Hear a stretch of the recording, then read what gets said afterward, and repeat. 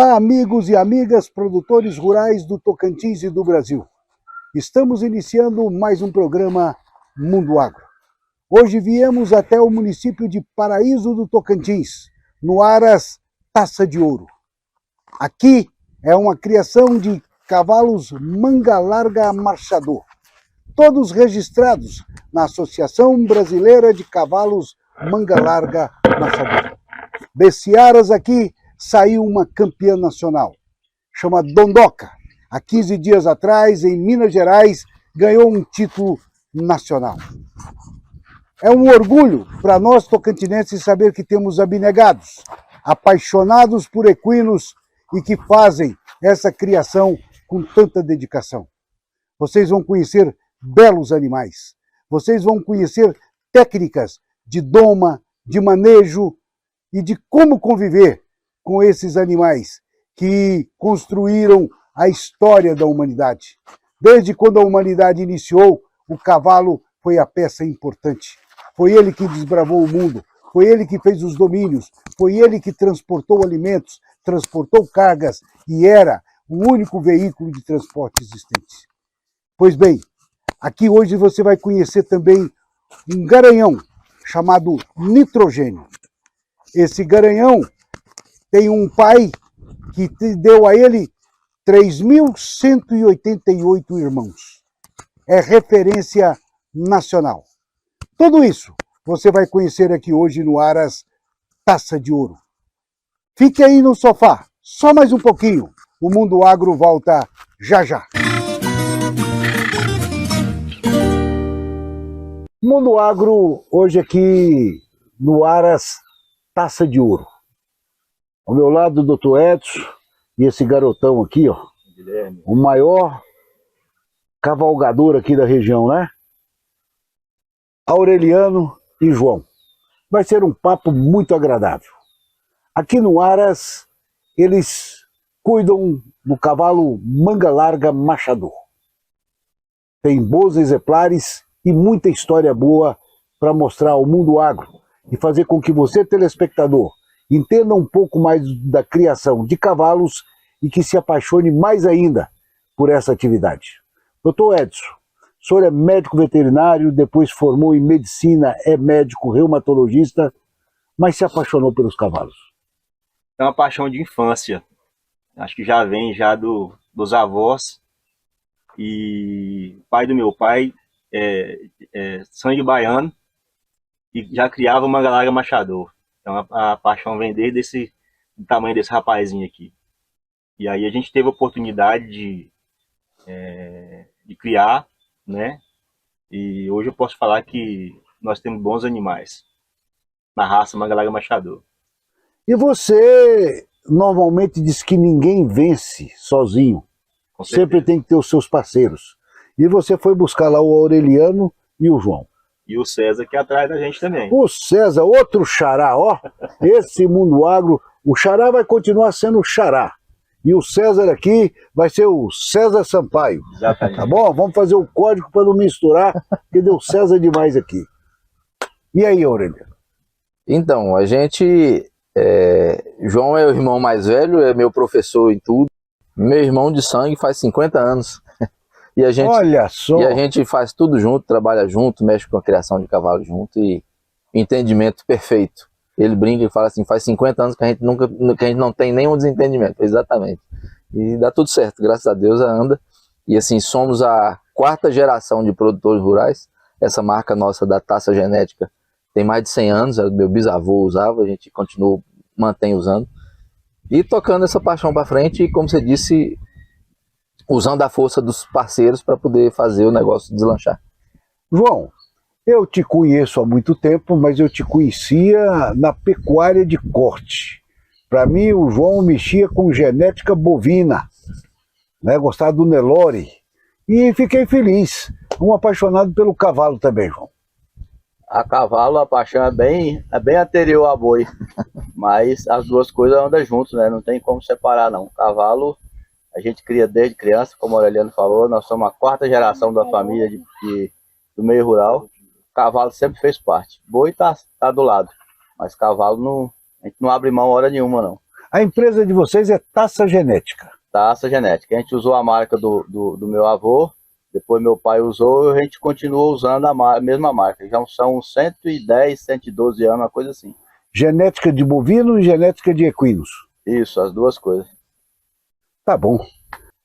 Bom, doutor Edson, nós viemos, o Mundo Agro veio aqui hoje porque nós, acompanhando o noticiário nacional, soubemos que o Tocantins tinha uma égua manga larga, machadora, que foi campeã nacional num torneio lá em Minas Gerais.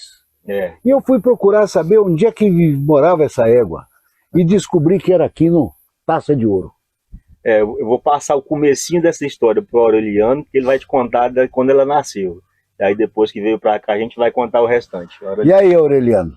Então, essa égua foi quando eu e o João decidimos que ia focar mesmo na criação do manga larga machador. Fomos procurar algumas matrizes e adquirimos a mãe dela, com ela na barriga ainda, e trouxemos essa égua e foi assim, escolhemos a genética que a gente achava que era o que a gente precisava, que era interessante, e num golpe de sorte nasce essa égua que deu toda essa alegria pra gente. Ela nasceu, foi criada lá em casa, desenvolveu, quando chegou na época de domar, entregamos ela na mão do mestre César, que está aqui atrás. O César é o professor da tropa. O Xará 2, né? E ele preparou ela muito bem preparada, e quando chegou a época de a gente ir apresentar ela nas pistas, veio pandemia, as pistas daqui da região norte acabaram, parou, tivemos que mandar ela para Minas, e ela foi lá e foi dando só alegria pra gente. A cada pista que ela entrava era um troféu, um prêmio, e vem desenvolvendo de 2000 para cá até chegar nesse ponto de... Mas você nunca imaginava que ela ia dar essa alegria desse tamanho? Eu imaginava que ela tinha potencial para isso. Se a gente ia chegar lá ou não, porque ela tem potencial, mas tem outros áreas gigantescos no Brasil que também tem animais com potencial também. Então a gente imaginava que era um animal bom e a gente precisava mostrar que a gente tinha capacidade de produzir um animal bom aqui. Mas pretensão de chegar onde chegou, a gente nem tinha. E gradativamente ela foi subindo um degrau de cada vez, foi ganhando os prêmios até chegar nesse ponto. E esse nome de Dondoca, foi você que colocou, João? Foi eu que coloquei. Foi você mesmo? Normalmente é ele que batiza a tropa. O nome foi eu. Mas eu só falar, voltando ao início, foi a segunda vez que eu vi Davi ganhar de Golias, foi com a Dondoca, viu? Um pequenininho ganhar do gigante. Como eu escrevi esse dia, né? Foi um sonho que a gente nunca sonhou, nós não imaginamos que isso ia acontecer, não. Mas a gente aposta na genética, foi isso que a gente foi atrás, e a gente aposta no animal que tem um andamento natural. Tem animal que sabe machar e tem animal que decora. No caso dela, ela sabe machar. Então foi isso aí que deu certo. Qual é a diferença? Você pega o animal, vamos dizer assim, meia boca, você põe na mão do bom treinador e ele ensina ele machar. Ele decora, ele aprende. E tem animal que nasce já machando. Isso, você vai só lapidar para participar das competições. E a diferença disso é que o animal que precisou decorar, que você precisou ensinar, ele não vai produzir os animais sabendo machar igual a gente precisa. Então você vai ter que passar a vida inteira ensinando as gerações que vão vir a machar. Se você escolhe um animal que naturalmente já sabe fazer aquilo, você já, os herdeiros já vão nascer com essa mesma característica. Entendeu? Então é isso que a gente quer. Como selecionador de raça, é isso que a gente busca, né?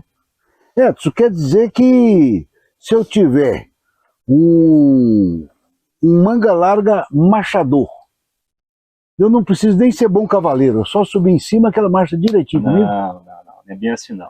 Como a gente conversou, a gente falou lá atrás, as parcerias elas precisam existir também. Então, quando conversei com a Aureliano que eu precisava já de um outro animal para substituir as éguas mais velhas nossas aqui, que tinham sido campeões, inclusive com o César também, a própria égua do Guilherme, a Melodia, né?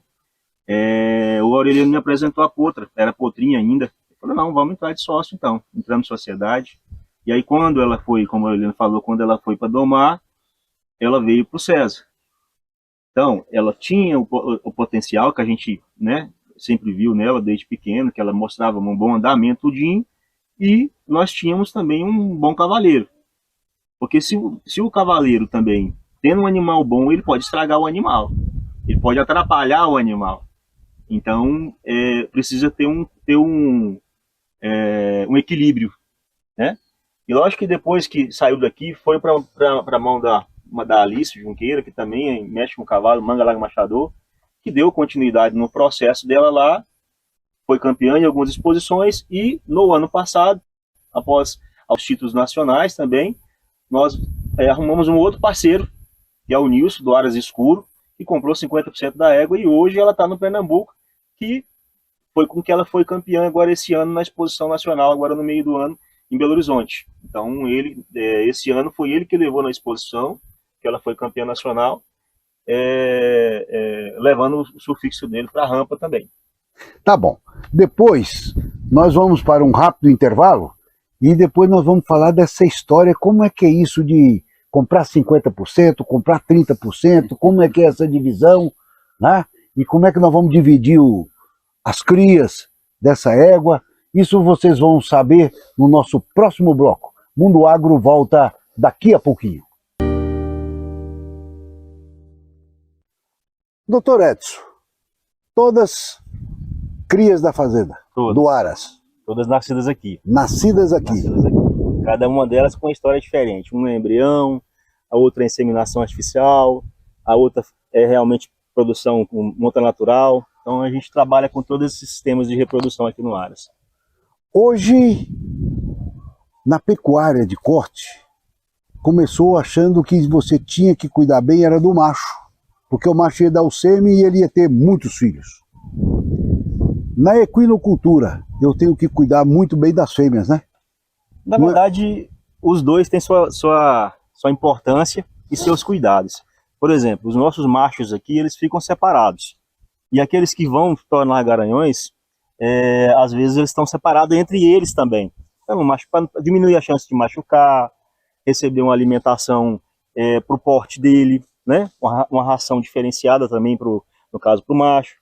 Agora, as fêmeas, elas também requerem o cuidado, mas você já consegue fazer um lote maior entre elas, não tem menos problema de disputa, de machucar uma a outra. O senhor agora é presidente da Associação dos Criadores de Cavalo Manga Larga do Tocantins. Exatamente, assumimos aí esse ano a direção da associação para tentar dar uma continuidade no trabalho que vinha sendo feito para incentivar novos criadores na raça. E é preciso mesmo, né? Aureliano, a gente fala de cavalo e tem muita gente que fica assim, mas o cavalo hoje eu não posso mais montar a cavalo, não pode colocar um freio no cavalo, não pode usar espora, isso é maus tratos, é aquilo e aquilo e aquilo. A humanidade dependeu sempre do cavalo, não foi? A história da humanidade foi toda contada em cima do lombo do animal, né? Em cima do lombo do cavalo, do moar. Se a gente for parar para pensar, depois da Revolução Industrial, ou seja, pouco menos de 200 anos, que o homem deixou de usar o cavalo como principal ferramenta de expansão territorial, de produção agrícola, de transporte de carga, enfim. O cavalo tem muito pouco tempo que deixou de ser a ferramenta mais importante para a humanidade. Então, vamos dizer que em 7.000 anos... Napoleão Bonaparte ganhou uma guerra em cima do cavalo. Todos os grandes... O Império Romano cresceu em cima Todos os grandes impérios no mundo foram feitos em cima do cavalo até o século XVIII, né? Então o cavalo tem uma importância histórica para a consolidação da raça humana. Aqui no Tocantins, os bandeirantes que abriram esse estado nos garimpos, o lombo do animal era o principal transporte. Era o único transporte, né? Era o único transporte que se tinha nessa época. Então o Brasil foi todo aberto graças a esse animal. Então o cavalo tem uma importância na vida da gente que a gente precisa levar em consideração. E essa história de maus tratos, é lógico que existe gente que não trata bem os animais, assim como não trata bem o seu cachorro, não trata bem o seu passarinho. Não trata bem nem seus filhos, né? Nem os pais, nem os filhos. Pais. Então, sim, os maus tratos existem em todas as áreas.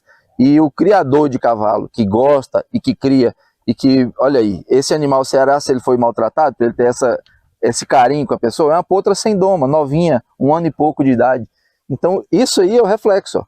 O bom trato reflete nisso, o animal te trata com carinho porque você deu carinho para ele.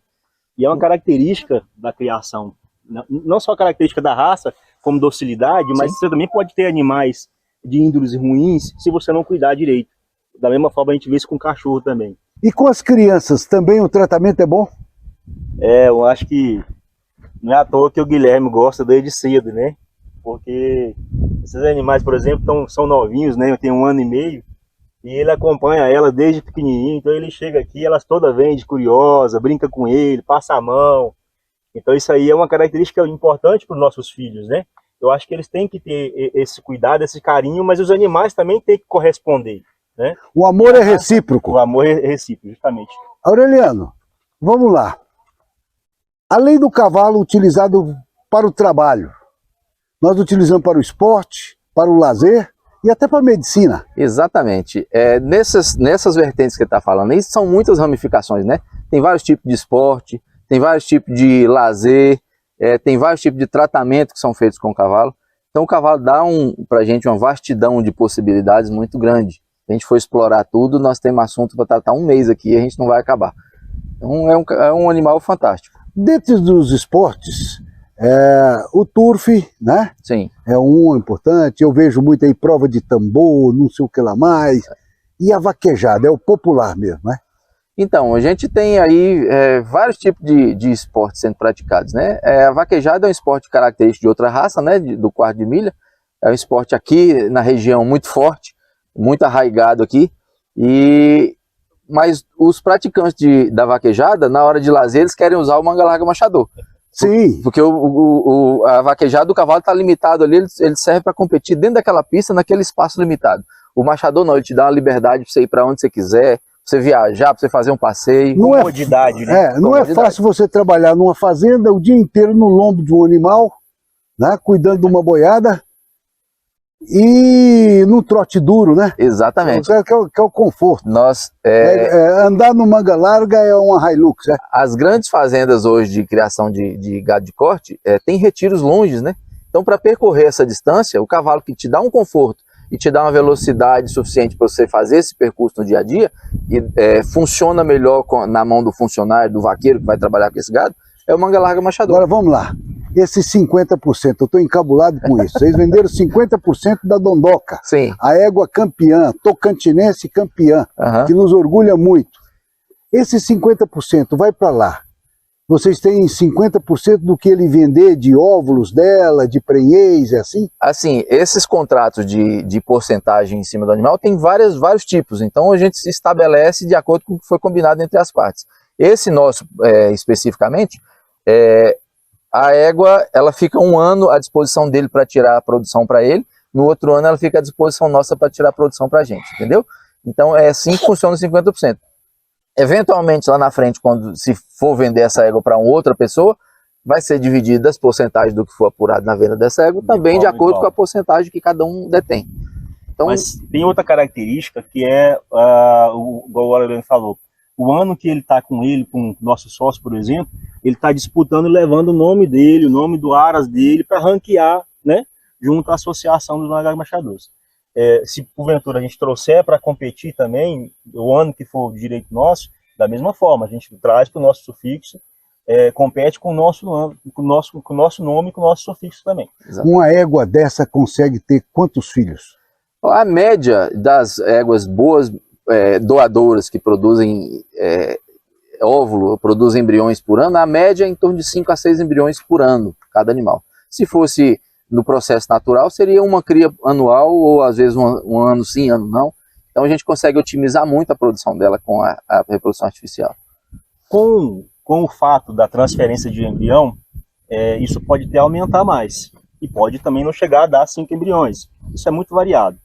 Tem animais, nós temos animais, por exemplo, aqui, que numa temporada fez 5 embriões. Nós pedimos para parar de fazer, porque ela era muito boa, estava numa situação muito boa e deu 5 embriões para a gente.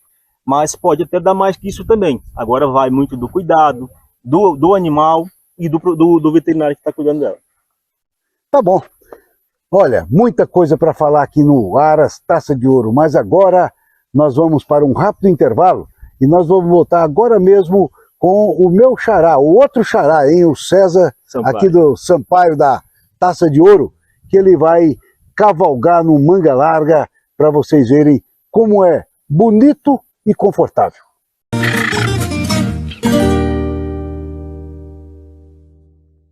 Aqui no Aras Taça de Ouro, ao meu lado, César Sampaio, meu xará. Pois não. 57 anos de idade. Isso. Há quanto tempo você mexe com cavalo? 44 anos. Fechou em 8 de abril que eu montei o primeiro cavalo para domar. Então você montou o primeiro cavalo com 13 anos? Não, já montei antes de meu pai e minha mãe casar, que eu já tinha no gene deles, né? Ah, é? São vaqueiros, eu sou de uma família vaqueiro pelos dois lados, terceira geração. Como os amigos são de produtor rural, eu sou de vaqueiro. Por a terceira geração de meus avós, meus bisavós, paterno e materno. Então, desde criancinha você mexe com cavalo, é uma Isso. paixão. Não, isso aqui faz parte da minha vida, eu não sei, abaixo de Deus, qualquer coisa não bote à prova não, porque perde pro cavalo. Perde pro cavalo. Perde. César, e sempre vivendo disso, e você é natural de onde? Baixa Grande, Bahia. Da Sou Bahia, baiano. baiano. E chegou aqui no Tocantins quando? Cheguei no Tocantins para morar em 10 de março de 2013. Vim de morada, mas já conheci alguns lugares no estado. Então tá bom. E esse cavalo aqui, chama Nitrogênio, é o Garanhão. É o Garanhão, atual Garanhão hoje, chegou aqui no Aras, eu trabalhava no Aras nessa época, ele chegou pô, tinha com 2 anos, e aí a gente fez o trabalho, domamos, e começamos a fazer pista, veio a pandemia, aí travou tudo, mas ainda peguei umas 2 faixas com ele, graças a Deus. Eu vejo que você doma esses animais como você está tratando de uma criança, de um filho seu. Mas é assim. Antigamente a doma era mais violenta, era mais bruta. Eu comecei na violência, porque tinha aquela coisa de dizer o peão bom é o duro, é o que vê pular, é o que briga. Aos 16 anos encontrei um senhor que ele não entendia bem, mas não gostava disso. Aí me entregou 10 éguas, essas 10 éguas foram minhas professoras, que naquela época não tinha o que tem hoje, a facilidade de aprender, de curso e aquilo. Quem me ensinou foi o próprio cavalo. Tudo que eu faço, e cheguei hoje no cavalo, ele mesmo me ensinaram. O cavalo é o animal que sabe quando ele é bem tratado e sabe quando ele é maltratado. Sim, eu falo até assim, que tirando do homem, o mais inteligente dos animais é o cavalo. Não é o cachorro, é o cavalo. É o maior amigo do homem, é o cavalo. Além de ser o maior do que o cachorro, ele carrega nós nas costas para criar nossos filhos e procedências da gente, e levar uma carga, trabalhar com o boi, curar o umbigo do bezerro, para dar renda do patrão. Então o cachorro não carrega o homem nas costas, o cachorro não dá renda para sua família, a não ser que seja criado para isso. Tá certo. Mas se eu fizer uma maldade para esse animal, passa muitos anos, o dia que eu for montar nele, ele lembra que eu fiz uma maldade para ele? No primeiro momento ele pode não lembrar, mas com a continuação de você estar passando por ele, conversando com ele, vai lembrar. Ele vai ameaçar você, ele vai murchar uma orelha, ele vai não confiar em você passar por trás. Isso é um sinal de um animal que já teve trauma com aquela pessoa. E quando ele foi bem tratado? Ele conhece, porque a gente, como trata bem, cada um de nós tem vamos dizer, um código a fazer. Vamos dizer, eu chego em cavalo, eu faço isso, eu passo a mão. Então, quando eu chego, passa o tempo que eu chegar nele, que eu fazer isso aqui, ele sabe que é eu. Ele já sabe que é eu. Eu passo aqui 3, 4 meses sem chegar nem perto dele. Isso aí quem te ensinou foi a escola da vida. A vida. Você aprendeu na vida. Fazendo, não foi nenhum curso, nenhum livro. Errando e acertando. E copiando o erro. Porque se o homem copia o erro, ele não erra novamente. Ele vai para frente. Eu falo isso sempre para os colegas, que tem umas pessoas que me acompanham, faz muito, me procura, eu ajudo muito, me pergunta qual é, eu digo, não copiei o que você fez bom. Você vai fazer bom, copiei o ruim, para você lembrar e não fazer. E não fazer de novo. Não fazer de novo. Bom te conhecer, viu? Prazer conhecer vocês. Uma escola de vida está aqui para tratar de animais, de cavalo, um grande domador. Graças a Deus a gente já tem 44 anos no ramo, eu peço a Deus mais um tempo que eu possa ainda continuar um pouco. Ajudando mais gente, né? Ajudando, Eles sendo ajudado por todos eles, né? Sem eles criar cavalo, não tem a matéria-prima para poder trabalhar. Um Aras, para ter sucesso, precisa ter bons animais e bons tratadores. E principalmente o tratador. E tem exemplos, vamos dizer, taça de ouro, porque na época que eu cheguei, eu estou sem experiência, começando, uma tropa um pouco diferente, nós se ajuntamos e ele me ouviu muito e nós foi mudando muita coisa, e graças a Deus hoje eu tenho um orgulho de participar, de vestir a camisa Taça de Ouro, aonde eu chego e eu falo Taça de Ouro, porque daqui no Tocantins tem o meu nome. Que bom. nós vamos aqui encerrando mais um Mundo Agro. Agradecendo a você pela sua audiência. Esperando contar com você no nosso próximo programa, se Deus quiser. E eu tenho a certeza que Ele quer. Até lá!